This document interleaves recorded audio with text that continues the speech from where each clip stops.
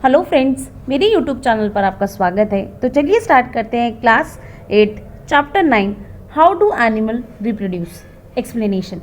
इस क्लास में हम सेक्सुअल रिप्रोडक्शन इन एनिमल्स पढ़ेंगे, देन डेवलपमेंट ऑफ एम्ब्रियो पढ़ेंगे, उसके बाद हम एसेक्सुअल रिप्रोडक्शन पढ़ेंगे and then story of Dolly the clone के बारे में हम पढ़ेंगे। तो चलिए स्टार्ट करते हैं। वीडियो स्टार्ट करने से पहले अगर आपको मेरी वीडियो अच्छी लगे तो प्लीज़ मेरी वीडियो को लाइक करें, कमेंट करें और मेरे चैनल को सब्सक्राइब करना बिल्कुल ना भूलें and press the bell icon ताकि आपको मेरी सारी न्यू वीडियोस की नोटिफिकेशन तुरंत मिलती रहे। तो चलिए स्टार्ट करते हैं। Mohan was watching a documentary film about the animals and their baby in the school. He asked his teacher how does a new life start. देखिए, जो मोहन है वो एक डॉक्यूमेंट्री फिल्म देख रहा था जिसमें वो क्या देख रहा था, एनिमल्स और उनके बेबीज के बारे में और मोहन ने पूछा कि how does new life start. क्या पूछ रहा है कि मोहन ने पूछा कि कैसे नई जिंदगी की शुरुआत होती है। तो टीचर ने रिप्लाई किया as a result of process of reproduction. किसकी वजह से? प्रोसेस ऑफ रिप्रोडक्शन की वजह से, as a result of process of reproduction. अब ये रिप्रोडक्शन क्या है, इसका मतलब क्या है वो देख लेते हैं। Reproduction means to reproduce or to produce more of the same kind to perpetuate the species। देखिए, reproduction का मतलब क्या है? reproduction का मतलब है to produce या फिर to reproduce same kind of species और उन species को आगे बढ़ाना। अब इस फिनोमिना में क्या है कि न्यू इंडिविजुअल्स जो है वो प्रोड्यूस होते हैं एग्जिस्टिंग वन से और उनकी जो कम्युनिटी है वो इंक्रीज होती है और इस प्रोसेस को क्या बोलते हैं हम? रिप्रोडक्शन। क्या बोलते हैं? Reproduction. Every existing plant, animal और other living organisms is a result of reproduction. जितने भी एग्जिस्टिंग प्लांट है, एनिमल है या कोई भी अदर लिविंग ऑर्गेनिज्म है, ये सब रिजल्ट है रिप्रोडक्शन का। The known method of reproduction are generally classified into two ways, sexual and asexual reproduction। देखिए, जो रिप्रोडक्शन है उसको दो कैटेगरी में डिवाइड किया गया है। पहला क्या है? सेक्सुअल रिप्रोडक्शन और दूसरा एसेक्सुअल रिप्रोडक्शन। देखिए, सेक्सुअल रिप्रोडक्शन क्या है कि सेक्सुअल रिप्रोडक्शन में दो इंडिविजुअल चाहिए होते हैं, एक मेल और एक फीमेल, और वो दोनों ही मिलकर एक न्यू इंडिविजुअल को राइज करेंगे। इसमें गैमीट्स फॉर्मेशन होता है। जो न्यू इंडिविजुअल होता है वो जेनेटिकली सिमिलर होता है अपने पेरेंट्स से, बट आइडेंटिकल नहीं होता है, ठीक है।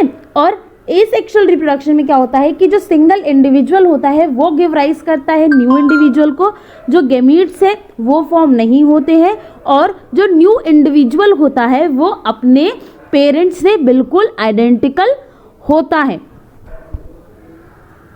The ability to produce more number of the same species is considered the most important characteristics of living organism। देखिए, लिविंग ऑर्गेनिज्म का मोस्ट इंपॉर्टेंट कैरेक्टरिस्टिक क्या है कि एबिलिटी न्यू इंडिविजुअल को प्रोड्यूस करने की सेम स्पीशीज के, ठीक है। ये एक कैरेक्टरिस्टिक इंपॉर्टेंट है, एक कैरेक्टरिस्टिक है लिविंग ऑर्गेनिज्म का।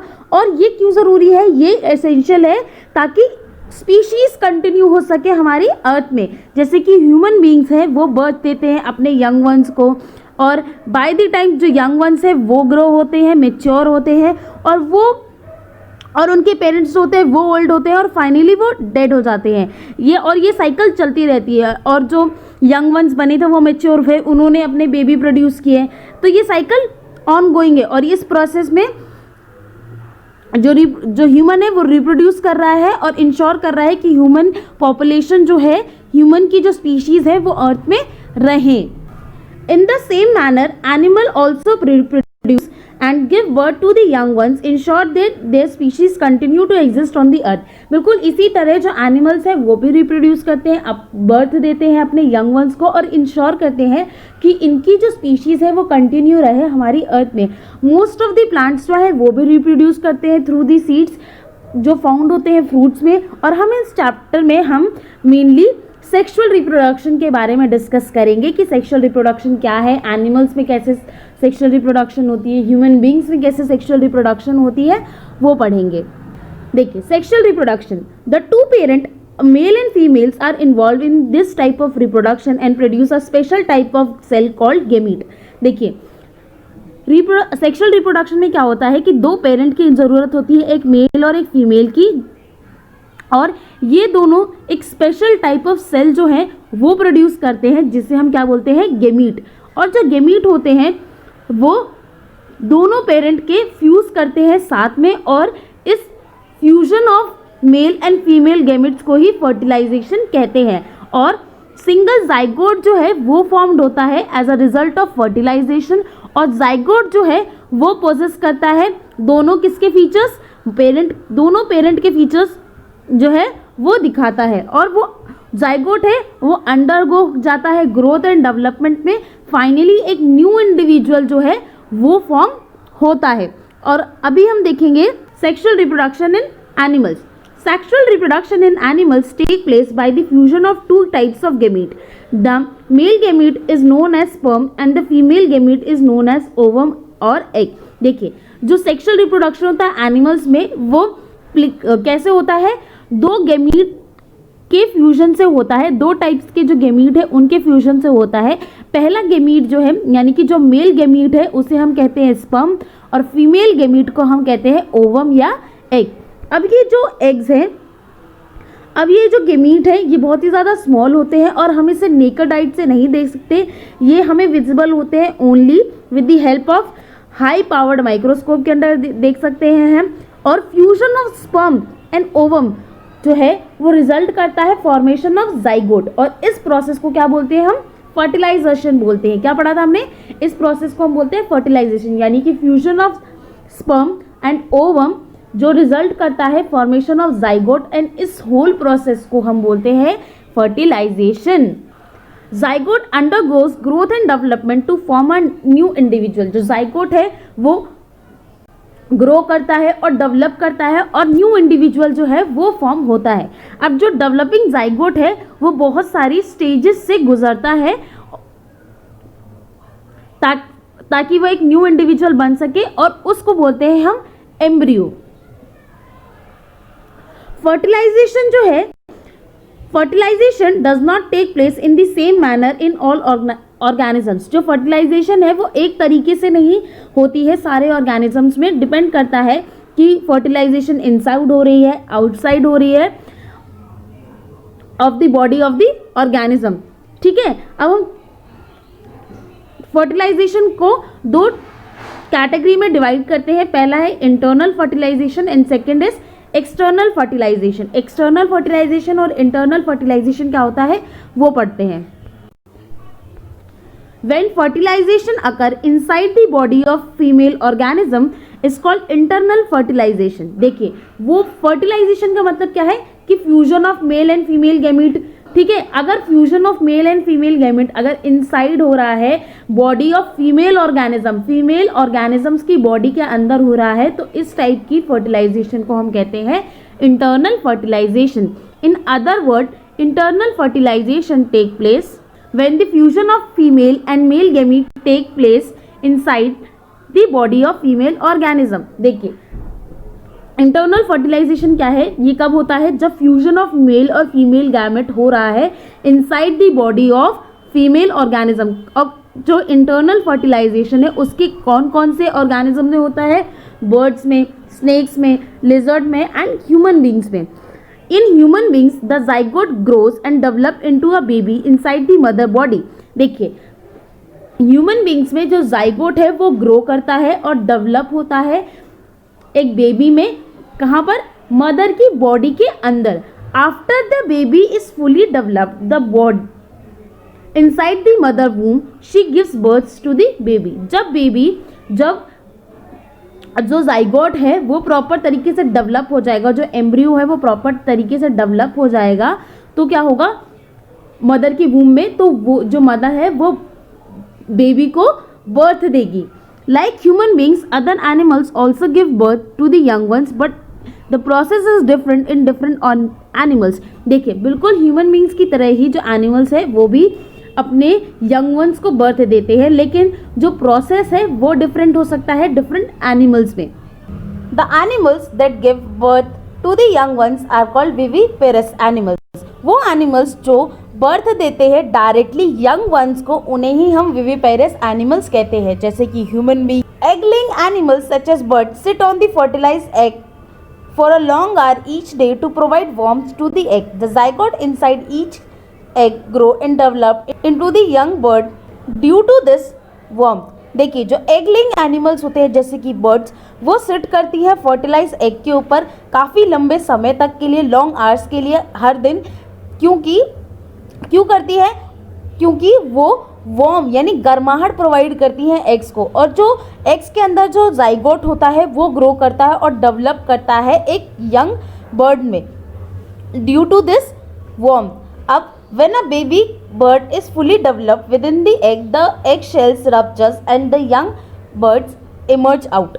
देखिए अब जो बेबी बर्ड है वो जब फुली डेवलप्ड हो जाएगी एग के अंदर, तो जो एग शेल है वो रप्चर यानी टूटेगा और जो यंग बर्ड है वो वहाँ से बाहर आएगी। स्नेक्स और क्रोकोडाइल में भी जो फर्टिलाइज एग्स होते हैं उसमें से ही यंग वंस निकलते हैं, और वो एनिमल्स जो एग को ले करते हैं उन्हें ही हम ओवीपोरस एनिमल्स कहते हैं। In oviparous animals like hen the process of development is different. देखिए ओवीपोरस एनिमल्स में यानी कि जो एनिमल्स एग ले करते हैं उसमें जो प्रोसेस होती है डेवलपमेंट की वो डिफरेंट होती है। After fertilization the